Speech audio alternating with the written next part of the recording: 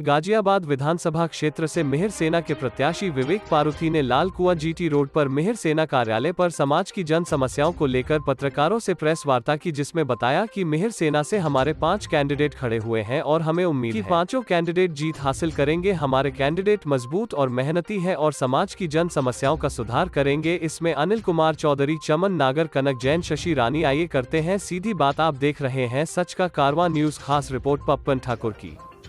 मेरा नाम विजेंद्र नागर, राष्ट्रीय अध्यक्ष मिहिर सेना पार्टी। आपकी पार्टी उत्तर प्रदेश में पहला विधानसभा चुनाव लड़ने जा रही है, क्या कहेंगे? नहीं, हमारे लिए हर्ष का विषय है और मिहिर सेना सम्राट मिहिर भोज की प्रेरणा से बनी हुई पार्टी है जो सभी समाजों को साथ लेके चलते थे, सभी धर्मों को, सभी समाजों को साथ लेके विकास करने की तरफ पार्टी का ध्यान है।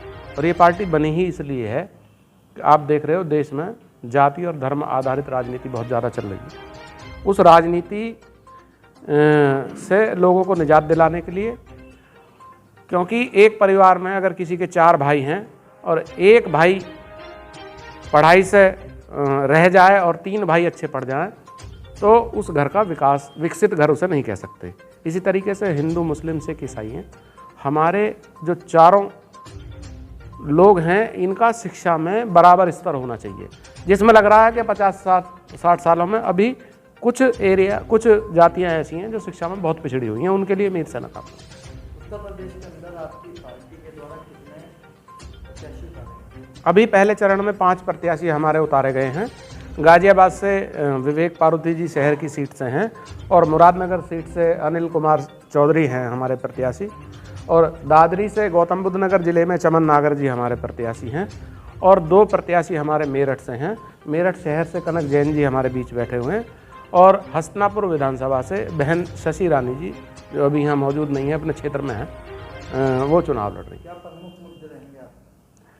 अगर शॉर्ट में बताऊं तो प्रमुख मुद्दा है 2 शब्दों का, गुड गवर्नेंस। गुड गवर्नेंस हमारा मेन मुद्दा है और इसी मुद्दे पे पार्टी काम कर रही है। जहाँ तक मुद्दों की बात है, मिहिर सेना का ये पहला इंट्रोडक्शन इलेक्शन है और मिहिर सेना एक ऐसी पार्टी है, आपने पहले भी देखा होगा, जो दूसरी पार्टियों का विरोध करके और उन्हें गलत बता के राजनीति अपनी चमकाने का काम कर चुके हैं। मिहिर सेना किसी भी पार्टी की बुराई नहीं करती। मिहिर सेना का सीधा सा मानना है कि जो पार्टियां होती हैं, उनके जो बेस वोटर होते हैं 25-30%, उनके लिए वो ज़्यादा अच्छा काम करते हैं। तो उस हिसाब से जो समाजवादी के कार्यकर्ता हैं, वो समाजवादी की सरकार जब बनती है तो वो अपने जो 20-25% वोटर हैं, उनका बेस वोटर है, उनके लिए ज़्यादा बढ़िया काम करते हैं। बीजेपी के लोग अपने 25-30% लोगों के लिए बहुत अच्छा काम करते हैं। बहन जी अपने लोगों के लिए बहुत बढ़िया काम करती हैं। मिहिर सेना भी अपने समाज और अपनी पार्टी में जुड़े हुए सभी समाजों के लोगों का विकास करने के उद्देश्य से है और इनसे बेटर करके दिखाना चाहते हैं। कुछ इसी उद्देश्य से, किसी की बुराई करके हम आगे नहीं।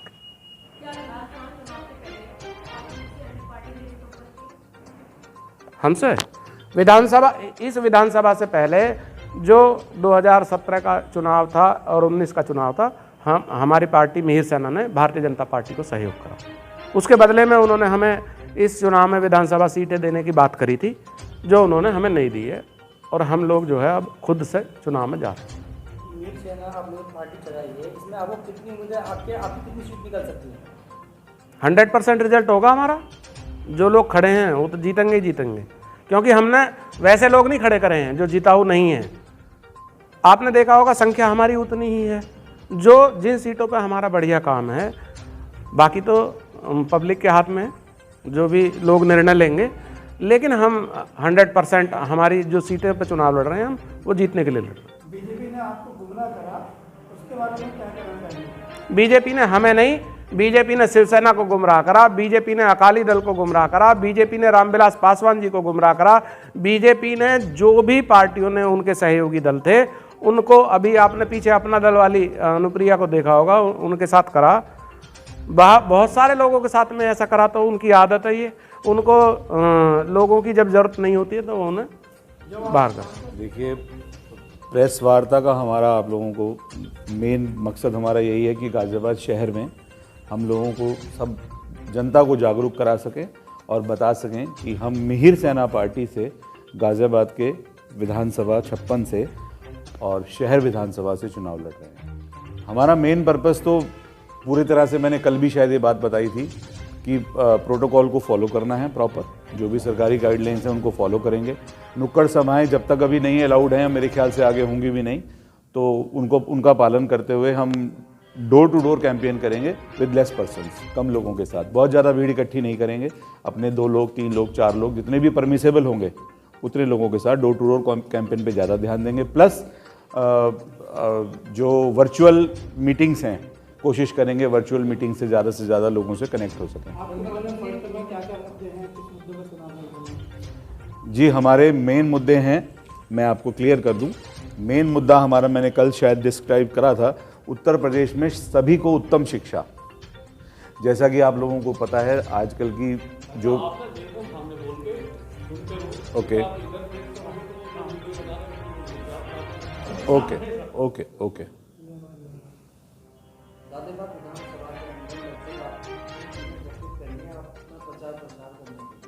गाज़ियाबाद विधानसभा क्षेत्र में, सिर्फ मैं विधानसभा क्षेत्र की बात करूं तो अभी हमने विधानसभा क्षेत्र में छोटी छोटी 3-3, 4-4 लोगों की टीम्स बनाई हैं, जिनमें लगभग हम अभी 15 से 17 टीम्स तैयार कर चुके हैं, जिनमें हमारे सारे पदाधिकारी, हमारे कार्यकर्ता, वो सब टीमों में लगे हुए हैं।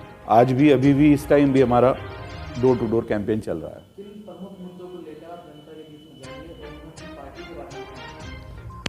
पार्टी का नाम मैं समझता हूं कि अब लोगों के लिए नया नहीं है।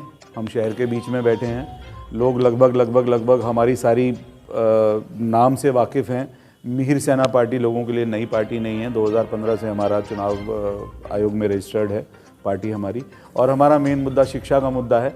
शिक्षा को लेकर लगभग सभी सरकारों ने अब तक जो भी आई हैं, गाज़ियाबाद के अंदर, सिटी के अंदर काफ़ी प्रोमिसेस किए हैं कि हम यहाँ रोज़गार बनाएंगे, यहाँ विद्यालय बनाएंगे, वहाँ विद्यालय बनाएंगे।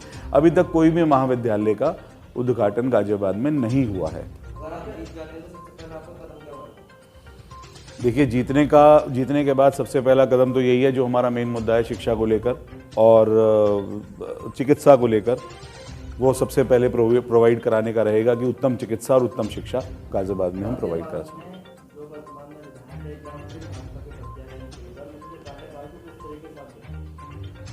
देखिए जी, भाजपा का सारा कार्यकाल तो आप लोगों से अच्छा कौन जानता है। हम लोग तो जनता हैं। अगर एज अ जनता मैं बात करूं तो मुझे तो अभी तक कोई फ़ायदा नहीं मिला है। मैं भी गाज़ियाबाद सिटी में रहता हूं, तो उनके कार्यकाल में मैं भी एक जनता की तरह से ही हूं, एक जनता ही हूं। तो मुझे तो अभी तक बीजेपी के कार्यकाल में एज अ जनता कोई ऐसा फ़ायदा नहीं दिखा है कि जो सामने दिखाई दे। टक्कर तो जो भी हमारी रेस में रहेगा उससे टक्कर ही है।